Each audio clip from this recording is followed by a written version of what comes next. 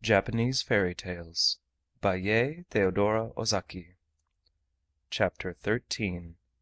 The Happy Hunter and the Skillful Fisher. Long, long ago, Japan was governed by Hohodemi, the fourth Mikoto, or Augustness, in descent from the illustrious Amaterasu, the Sun Goddess. He was not only as handsome as his ancestress was beautiful, but he was also very strong and brave, and was famous for being the greatest hunter in the land. Because of his matchless skill as a hunter, he was called Yamasachi Hiko, or the Happy Hunter of the Mountains. His elder brother was a very skillful fisher, and as he far surpassed all rivals in fishing, he was named Unisacho Hiko, or the Skillful Fisher of the Sea. The brothers thus led happy lives, thoroughly enjoying their respective occupations, and the days passed quickly and pleasantly while each pursued his own way, the one hunting and the other fishing. One day the Happy Hunter came to his brother, the Skillful Fisher, and said: "Well, my brother, I see you go to the sea every day with your fishing rod in your hand, and when you return you come laden with fish. And as for me, it is my pleasure to take my bow and arrow and to hunt the wild animals up the mountains and down in the valleys. For a long time we have each followed our favorite occupation, so that now we must both be tired, you of your fishing, and I of my hunting. Would it not be wise for us to make a change? Will you try hunting in the mountains, and I will go and fish in the sea?" The Skillful Fisher listened in silence to his brother, and for a moment was thoughtful, but at last he answered: "Oh yes, why not? Your idea is not a bad one at all. Give me your bow and arrow, and I will set out at once for the mountains and hunt for game." So the matter was settled by this talk, and the two brothers each started out to try the other's occupation, little dreaming of all that would happen. It was very unwise of them, for the Happy Hunter knew nothing of fishing, and the Skillful Fisher, who was bad-tempered, knew as much about hunting. The Happy Hunter took his brother's much prized fishing hook and rod, and went down to the seashore and sat down on the rocks. He baited his hook, and then threw it into the sea clumsily. He sat and gazed at the little float bobbing up and down in the water, and longed for a good fish to come and be caught. Every time the buoy moved a little, he pulled up his rod, but there was never a fish at the end of it, only the hook and the bait.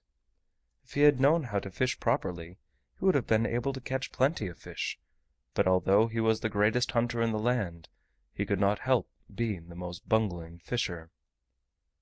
The whole day passed in this way while he sat on the rocks, holding the fishing rod and waiting in vain for his luck to turn. At last the day began to darken, and the evening came. Still he had caught not a single fish. Drawing up his line for the last time before going home, he found that he had lost his hook without even knowing when he had dropped it.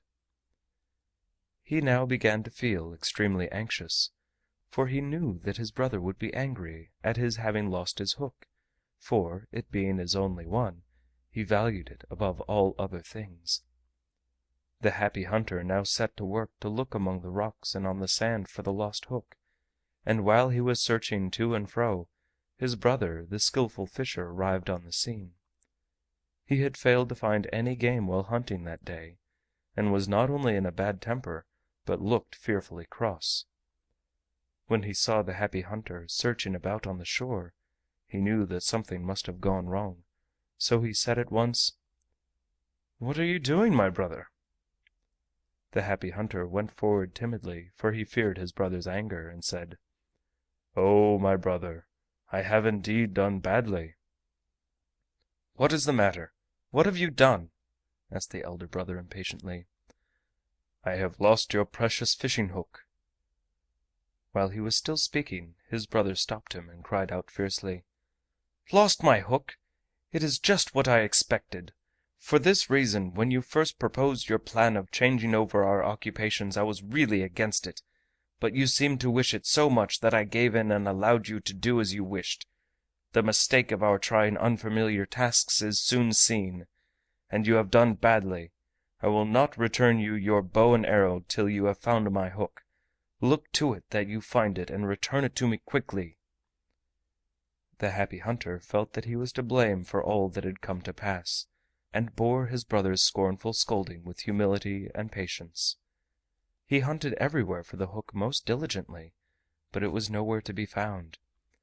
He was at last obliged to give up all hope of finding it.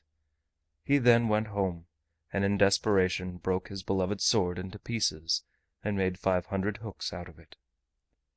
He took these to his angry brother and offered them to him, asking his forgiveness and begging him to accept them in the place of the one he had lost for him. It was useless. His brother would not listen to him, much less grant his request. The Happy Hunter then made another 500 hooks, and again took them to his brother, beseeching him to pardon him. "Though you make 1,000,000 hooks," said the skillful fisher, shaking his head, "they are of no use to me. I cannot forgive you unless you bring me back my own hook." Nothing would appease the anger of the skillful fisher, for he had a bad disposition, and had always hated his brother because of his virtues, and now with the excuse of the lost fishing hook he planned to kill him and to usurp his place as ruler of Japan. The Happy Hunter knew all this full well, but he could say nothing, for being the younger he owed his elder brother obedience, so he returned to the seashore and once more began to look for the missing hook. He was much cast down, for he had lost all hope of ever finding his brother's hook now. While he stood on the beach, lost in perplexity and wondering what he had best do next, an old man suddenly appeared carrying a stick in his hand. The Happy Hunter afterwards remembered that he did not see from whence the old man came, neither did he know how he was there. He happened to look up and saw the old man coming towards him. "You are Hohodemi, the Augustness, sometimes called the Happy Hunter, are you not?" said the old man. "What are you doing alone in such a place?" "Yes, I am he," answered the unhappy young man. "Unfortunately, while fishing, I lost my brother's precious fishing hook.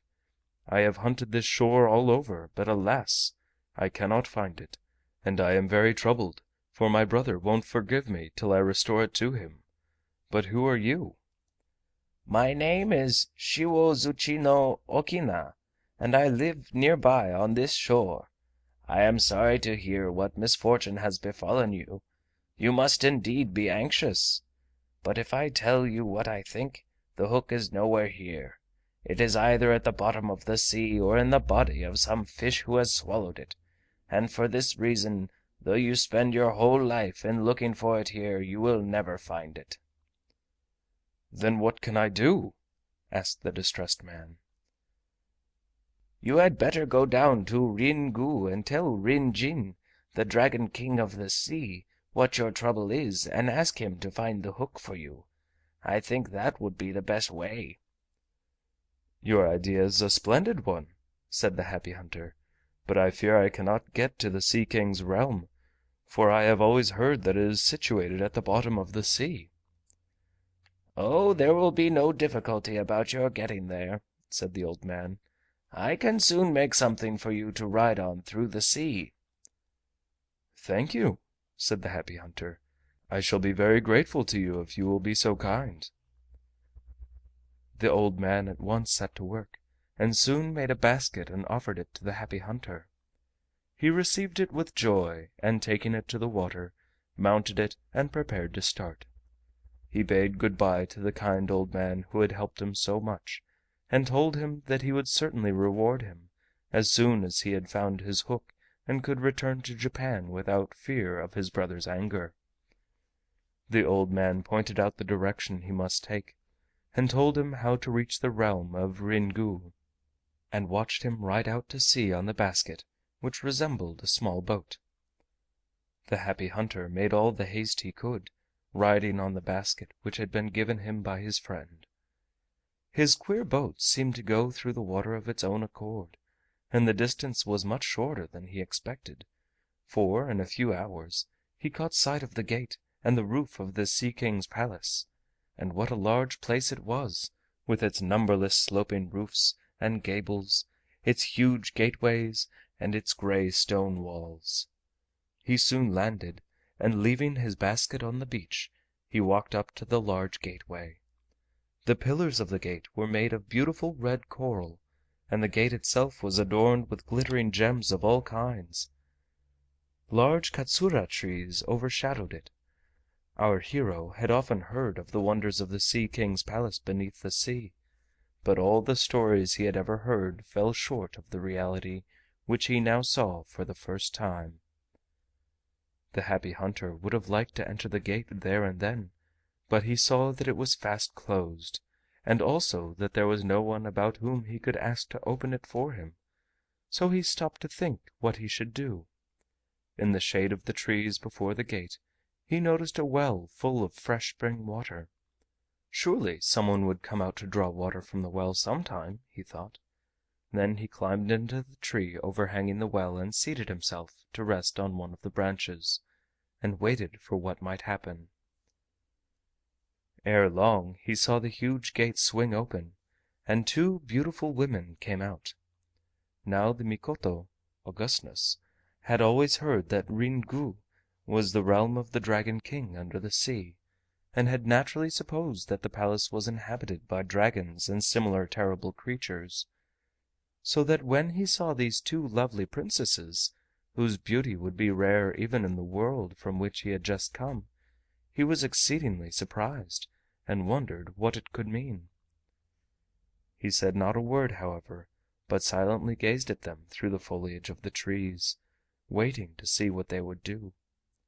He saw that in their hands they carried golden buckets. Slowly and gracefully in their trailing garments they approached the well, standing in the shade of the katsura trees, and were about to draw water, all unknowing of the stranger who was watching them, for the Happy Hunter was quite hidden among the branches of the tree where he had posted himself. As the two ladies leaned over the side of the well to let down their golden buckets, which they did every day in the year, they saw reflected in the deep still water the face of a handsome youth gazing at them from amidst the branches of the tree in whose shade they stood. Never before had they seen the face of mortal man. They were frightened, and drew back quickly with their golden buckets in their hands. Their curiosity, however, soon gave them courage, and they glanced timidly upwards to see the cause of the unusual reflection, and then they beheld the Happy Hunter sitting in the tree looking down at them with surprise and admiration. They gazed at him face to face, but their tongues were still with wonder, and could not find a word to say to him. When the Mikoto saw that he was discovered, he sprang down lightly from the tree and said: "I am a traveler, and as I was very thirsty I came to the well in the hopes of quenching my thirst, but I could find no bucket with which to draw the water, so I climbed into the tree much vexed, and waited for some one to come. Just at that moment, while I was thirstily and impatiently waiting, you noble ladies appeared, as if in answer to my great need. Therefore I pray you of your mercy give me some water to drink, for I am a thirsty traveler in a strange land." His dignity and graciousness overruled their timidity, and bowing in silence, they both once more approached the well, and letting down their golden buckets drew up some water and poured it into a jeweled cup and offered it to the stranger. He received it from them with both hands, raising it to the height of his forehead in token of high respect and pleasure, and then drank the water quickly, for his thirst was great.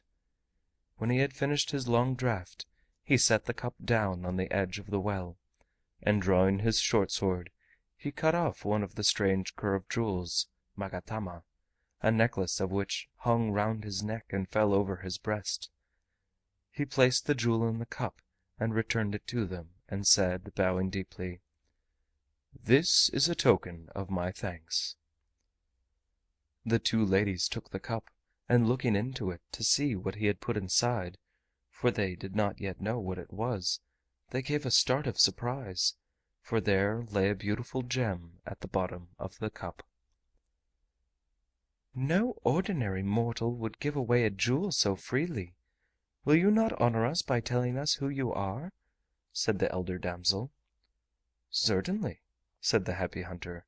"I am Hohodemi, the fourth Mikoto, also called in Japan the Happy Hunter." "Are you indeed Hohodemi, the grandson of Amaterasu, the Sun Goddess?" asked the damsel who had spoken first. "I am the eldest daughter of Rin Jin, the King of the Sea, and my name is Princess Tayotama." "And," said the younger maiden, who at last found her tongue, "I am her sister, the Princess Tamayori." "Are you indeed the daughters of Rin Jin, the King of the Sea? I cannot tell you how glad I am to meet you," said the Happy Hunter, and without waiting for them to reply, he went on. "The other day I went fishing with my brother's hook and dropped it. How, I am sure I can't tell. As my brother prizes his fishing hook above all his other possessions, this is certainly the greatest calamity that could have befallen me. Unless I find it again, I can never hope to win my brother's forgiveness, for he is very angry at what I have done. I have searched for it many, many times, but I cannot find it. Therefore I am much troubled. While I was hunting for the hook in great distress, I met a wise old man, and he told me that the best thing I could do was to come to Ringu and to Rinjin, the Dragon King of the Sea, and ask him to help me. This kind old man also showed me how to come. Now you know how it is I am here and why. I want to ask Rin Jin if he knows where the lost hook is. Will you be so kind as to take me to your father? And do you think he will see me?" asked the Happy Hunter anxiously. Princess Tayotama listened to this long story and then said: "Not only is it easy for you to see my father, but he will be much pleased to meet you. I am sure he will say that good fortune has befallen him, that so great and noble a man as you, the grandson of Amaterasu, should come down to the bottom of the sea." And then turning to her younger sister, she said: "Do you not think so, Tamayori?" "Yes, indeed," answered the Princess Tamayori in her sweet voice. "As you say, we can know no greater honor than to welcome the Mikoto to our home." "Then I ask you to be so kind as to lead the way," said the Happy Hunter. "Condescend to enter, Mikoto, Augustness," said both the sisters, and bowing low they led him through the gate.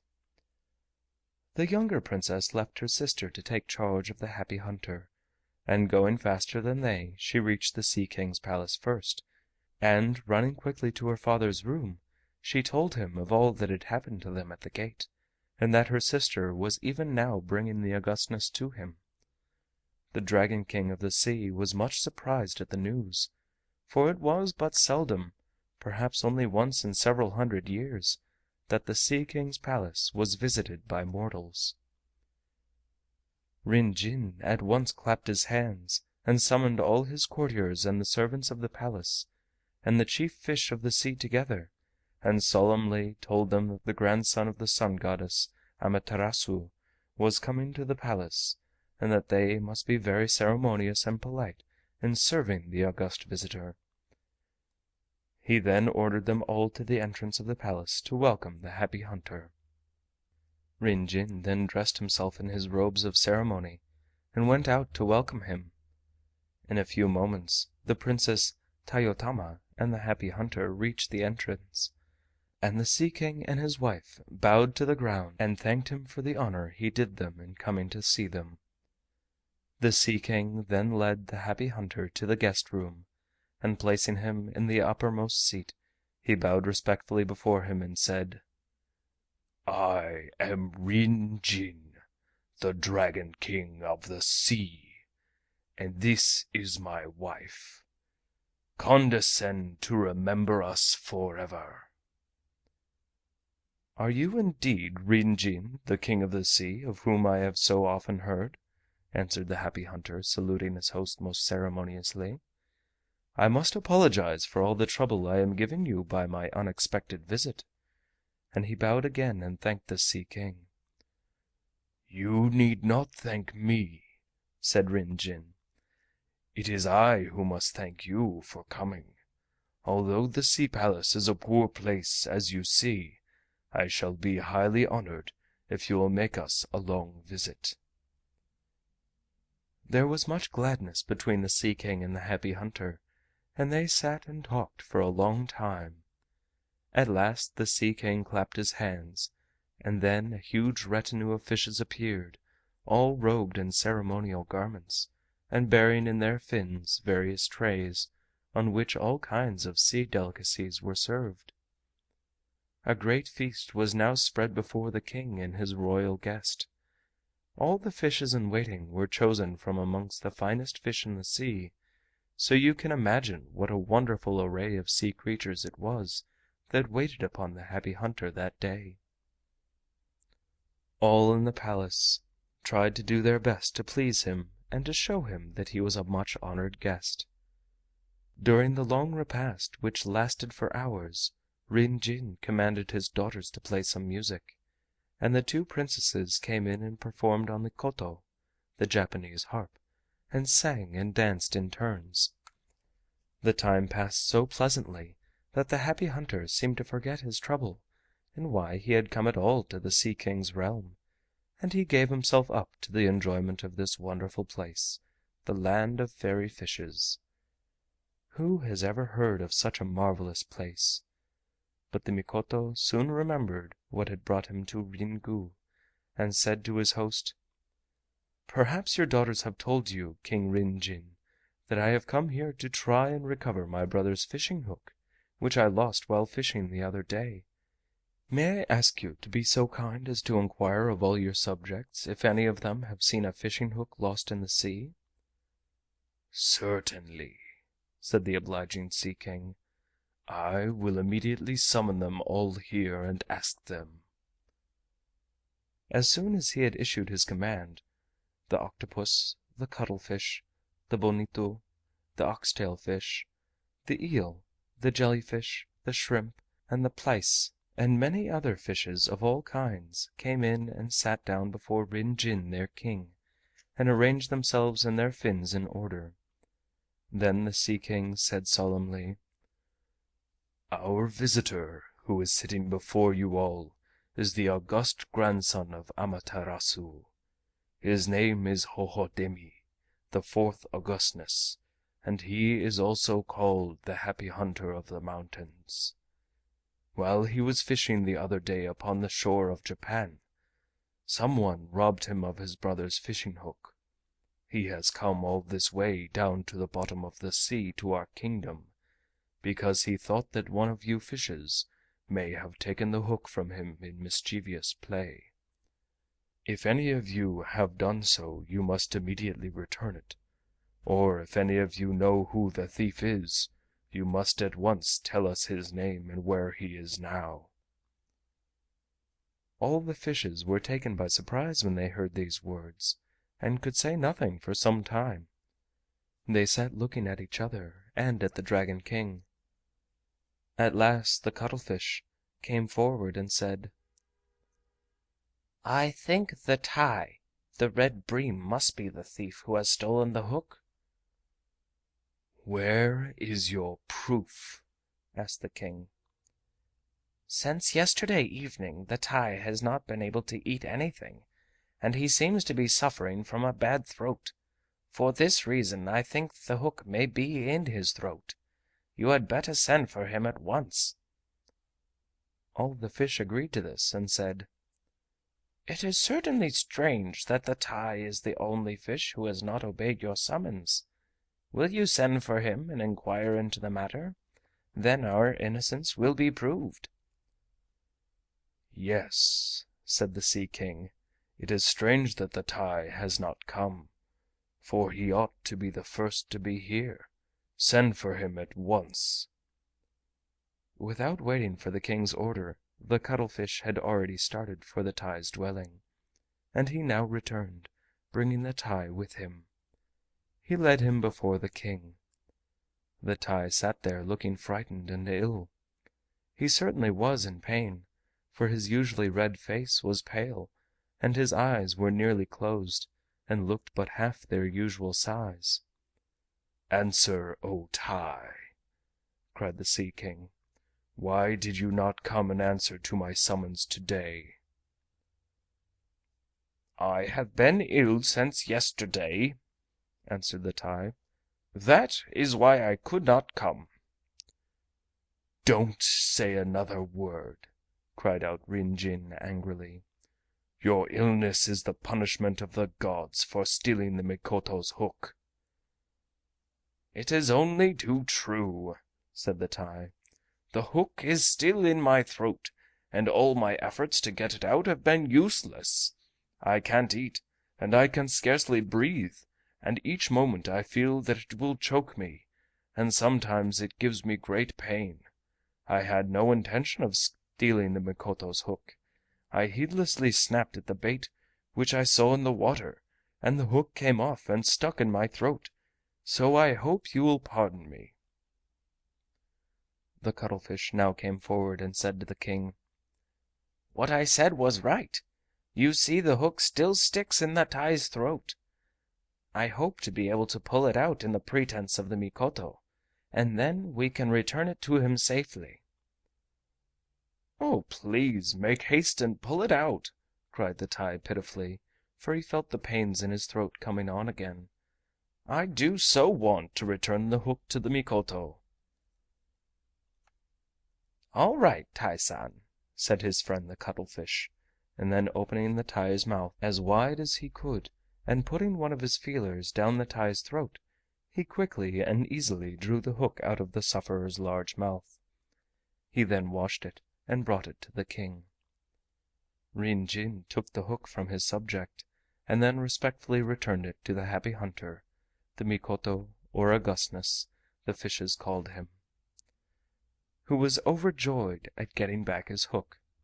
He thanked Rin Jin many times, his face beaming with gratitude, and said that he owed the happy ending of his quest to the Sea King's wise authority and kindness. Rin Jin now desired to punish the Tai, but the Happy Hunter begged him not to do so, since his lost hook was thus happily recovered. He did not wish to make more trouble for the poor Tai. It was indeed the Tai who had taken the hook, but he had already suffered enough for his fault, if fault it could be called. What had been done was done in heedlessness and not by intention.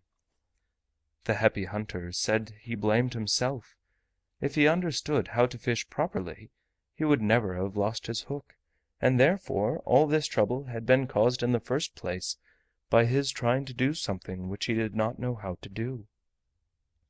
So he begged the Sea King to forgive his subject. Who could resist the pleading of so wise and compassionate a judge? Rin Jin forgave his subject at once at the request of his august guest.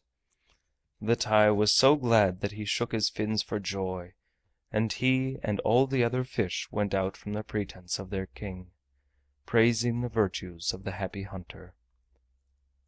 Now that the hook was found, the Happy Hunter had nothing to keep him in Ringu, and he was anxious to get back to his own kingdom and to make peace with his angry brother, the skillful fisher.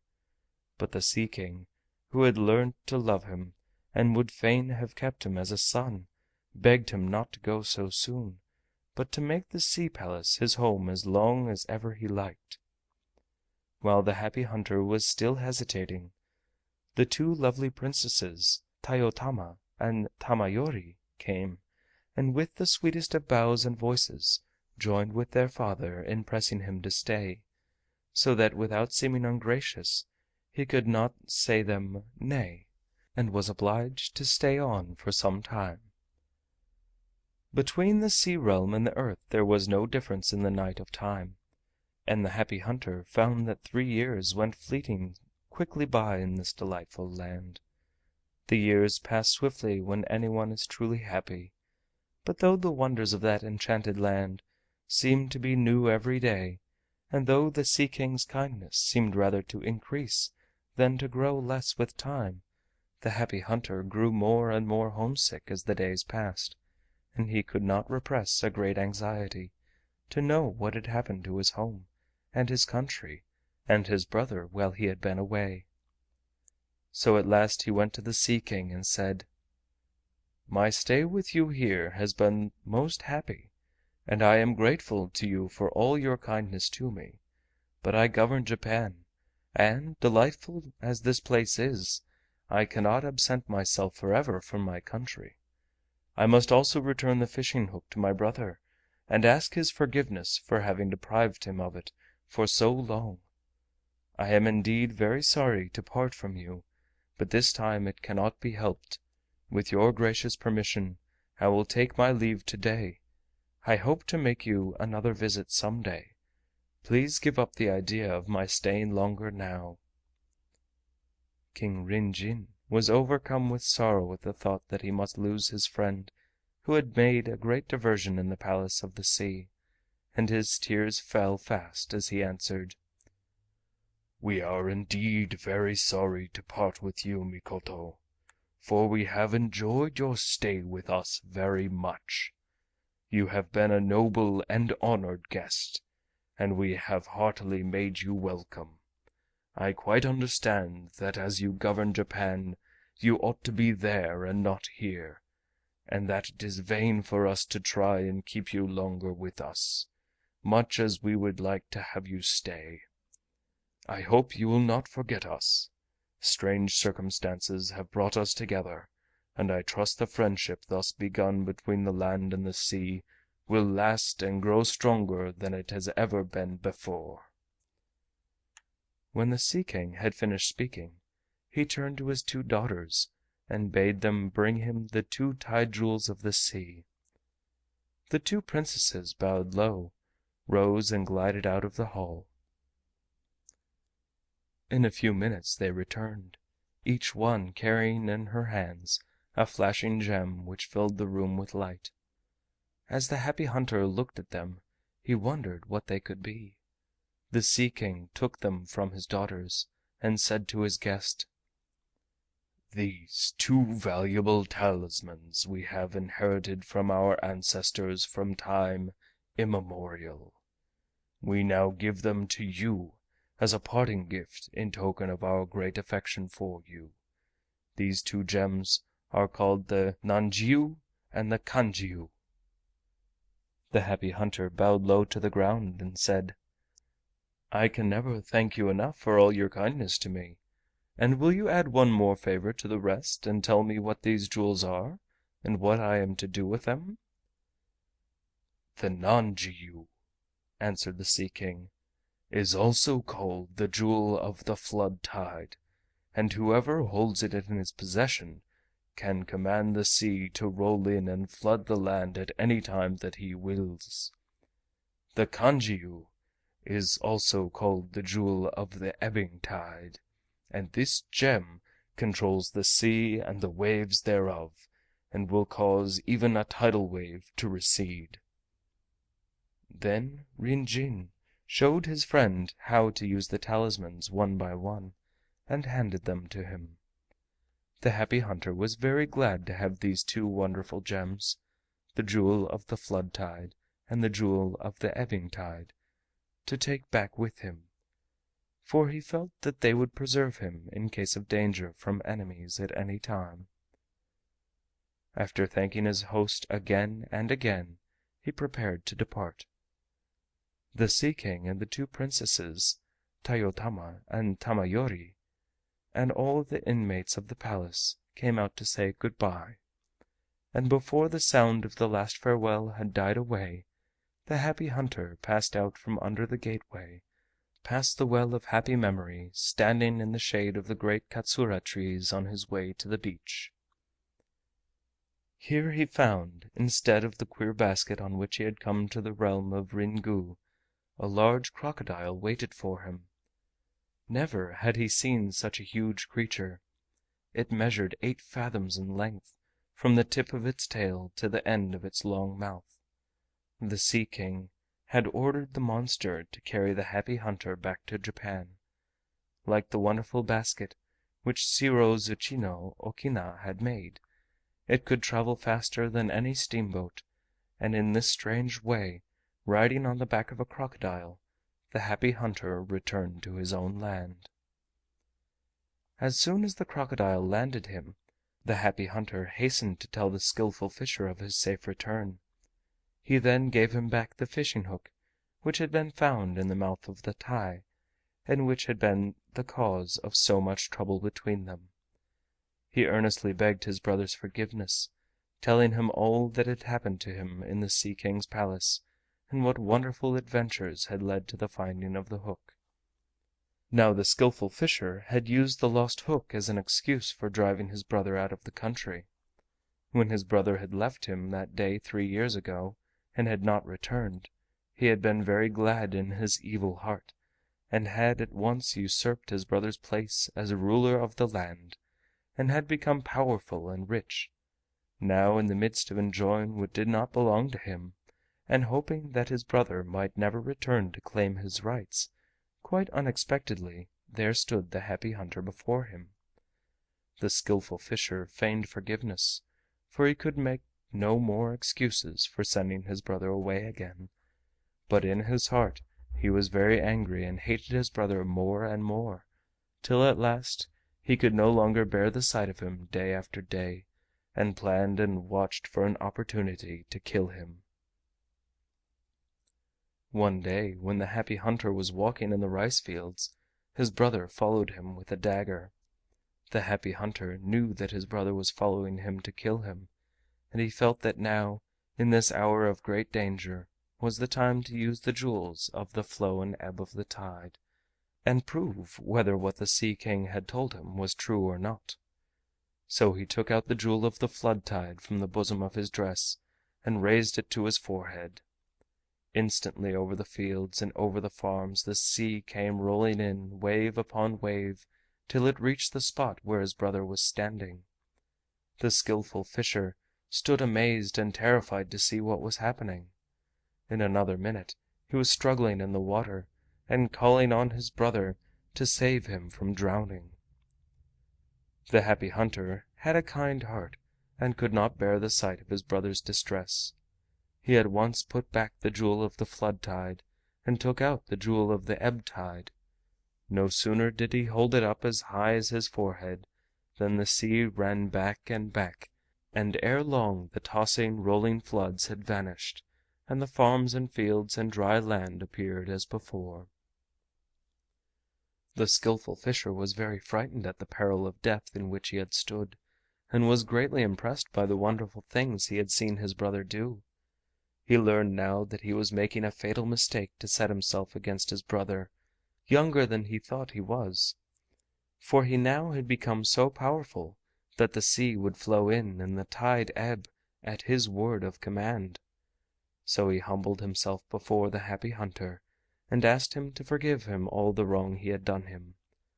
The skillful fisher promised to restore his brother to his rights, and also swore that though the Happy Hunter was the younger brother, and owed him allegiance by right of birth, that he, the skillful fisher, would exalt him as his superior and bow before him as Lord of all Japan. Then the Happy Hunter said that he would forgive his brother if he would throw into the receding tide all his evil ways.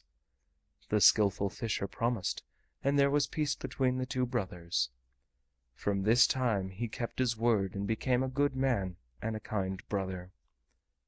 The Happy Hunter now ruled his kingdom without being disturbed by family strife, and there was peace in Japan for a long, long time. Above all the treasures in his house, he prized the wonderful jewels of the flow and ebb of the tide, which had been given him by Rin Jin, the Dragon King of the Sea. This is the congratulatory ending of The Happy Hunter and the Skillful Fisher. End of chapter 13. The Happy Hunter and the Skillful Fisher.